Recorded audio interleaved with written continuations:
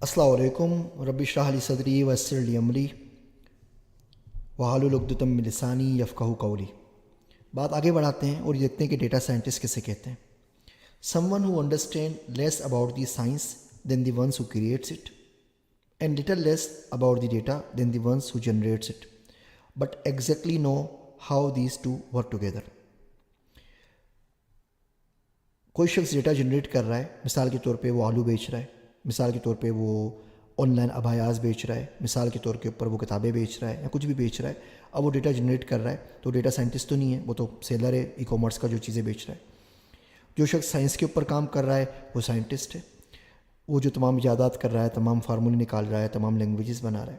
Data scientist کو پتہ ہوتا ہے کہ دونوں آپس میں کیسے کام کرتے ہیں، کس قسم کے ڈیٹا کے اوپر میں مشین لرننگ کا کون سا الگورتھم لگاؤں گا کہ یہ والا آؤٹ پٹ نکل سکے۔ میں ہمیشہ کہتا ہوں think outside the box, think inside the box, be the box. ایک اچھے ڈیٹا سائنٹسٹ کے لیے یہ ضروری نہیں کہ دنیا کے تمام کام اس کو آتے ہوں، کہ اس کو اے آئی بھی آتی ہو، مشین لرننگ بھی آتی ہو، جاوا بھی آتی ہو، پائتھن بھی آتی ہو۔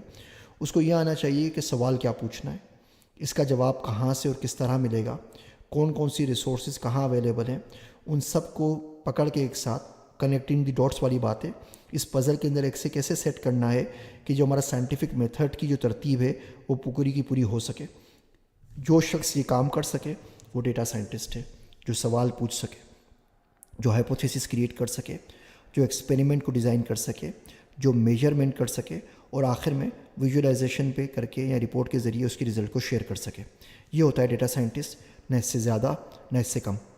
آگے بات کرتے ہیں اگلی سلائیڈ کے اندر کہ ڈیٹا سائنس کے اندر کون کون سے ٹریک آپ کے پاس ہیں۔ اگر آپ ڈیٹا سائنس پڑھ رہے ہیں تو آپ آگے جا کے کیا بن سکیں گے۔ اس کے 10 الگ الگ پاتھ ہیں، ان کے اوپر تھوڑی سی تفصیل میں ہم اگلی سلائیڈس پہ بات کر لیتے ہیں۔